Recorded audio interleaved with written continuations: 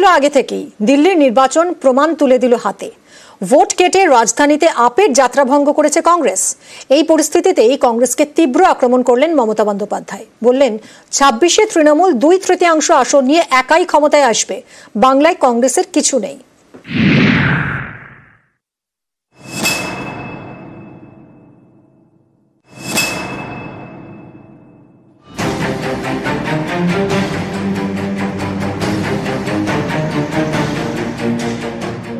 কংগ্রেস মানেই জোটে দাদাগিরি, সবসময় তাদের হাতেই থাকতে হবে জোটের রাশ। রাহুল গান্ধীর দল সম্পর্কে এই অভিযোগ দীর্ঘদিনের।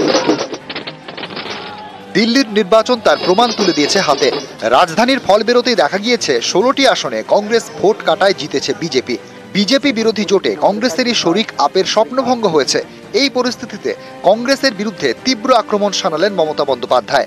আসন্ন বিধানসভা ভোটের প্রসঙ্গ টেনে বললেন, 2026 সালে বাংলায় 2/3 আসন নিয়ে আমরা ক্ষমতায় ফিরব। বাংলায় কাউকে দরকার পড়বে না। দিল্লিতে আপকে সাহায্য করেনি কংগ্রেস, এখানে আমরা যথেষ্ট। বাংলায় কংগ্রেসের কিছু নেই। মহারাষ্ট্র হরিয়ানার ভোটের ফল প্রমাণ করে দিয়েছে, লোকসভায় বিজেপি সিট কমলেও দেশে কংগ্রেসের শক্তি বাড়েনি।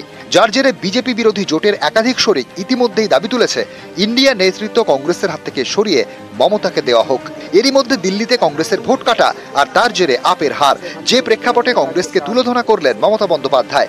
অনেকের মতে আগামী দিনে জাতীয় রাজনীতিতে কংগ্রেস আরও কোণঠাসা হয়ে পড়ে কিনা সেটাই এখন দেখার। নিউজ 18 বাংলা।